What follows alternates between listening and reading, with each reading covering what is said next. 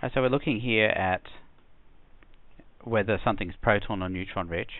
For this one, we're looking at something that has an atomic number of 40 and a mass number of 108.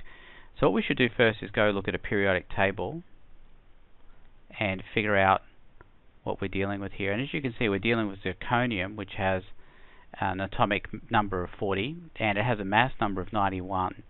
That mass number of 91 would be its most stable form, since this is all about being weighted for natural abundance. So we're going to assume that that would be stable zirconium with a mass number of 91.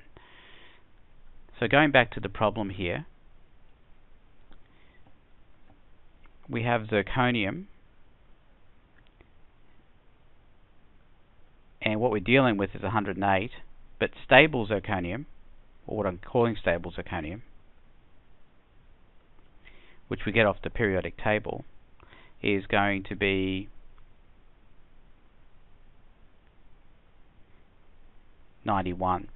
So what we need to do here is figure out the number of protons in each of these cases. So the number of protons is going to be 40. Here it's going to be 40 as well. Now the number of neutrons is going to be 108 minus 40, which is the mass number, minus the number of protons, which would be 68. And over here, the number of neutrons would be 91 minus 40, which is going to be 51. So what I would want you to see here is that for the one that we're dealing with, the one that has a mass number of 108, it's got more neutrons than it would have if it was stable. So I would call this neutron rich.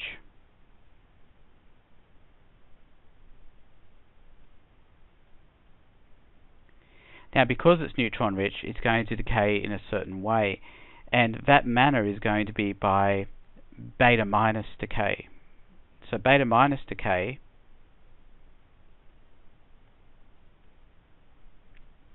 is going to look like this. It's going to form this element along with an electron, which has, let me make that a little bit clearer here,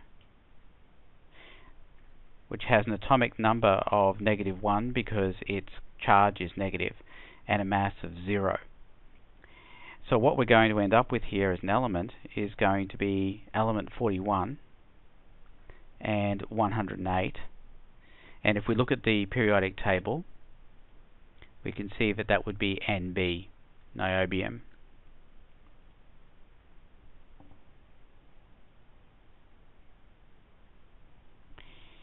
And what you're looking for here is the atomic number of the element it becomes after it decays. So the answer that goes on here will be 41.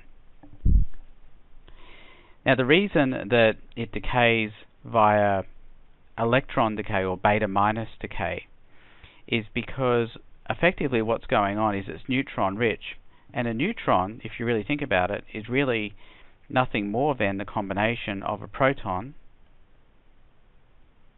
and an electron.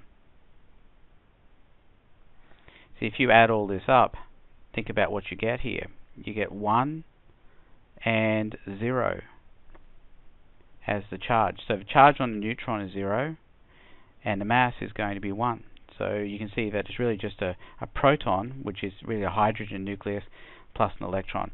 So that's why we see this proton, this atomic number, go up by 1. In the case of the other one, we've got an element that has an atomic number of 41, which happens to be niobium. We just looked at that.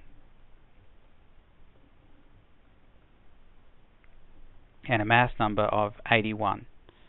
So that's the one we're looking at. So we need to look at what stable niobium would look like. And stable niobium would look like, here we go, 93. And 93 would be the mass number of stable niobium. So what I would want you to do here is the same thing as what we did earlier. We'll get the number of protons. So we've got 41 here. We've still got 41 over here. The number of neutrons will be 81 minus 41, which is going to equal, in this case, 40. And for the other one, move that there. And for the other one, it's going to be the neutrons is going to be 93 minus 41. This is for the stable one, and that's going to be 52. So what you can see here is that the one that we're talking about, the one we're actually being asked about, has 40 neutrons versus 52 neutrons. So it's like it's neutron deficient, and if it's neutron deficient, it means it's proton rich. So this one here would be proton rich.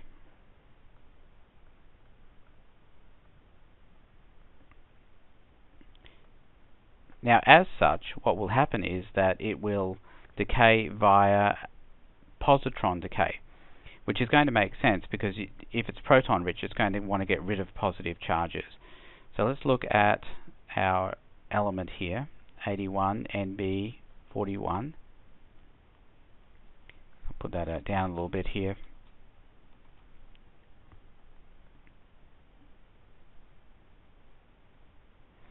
And it's going to decay into some element and a positron. Now, positrons have a mass of 0 and a charge of 1, so the atomic number is essentially 1 there. This element here is going to be, well, it's going to be 40, which we know is zirconium because we had that from above, and it's going to have the same mass number, 81. And what we're being asked for here is, again, the atomic number, and that's going to be 40, and that's what's going to go in the box over here.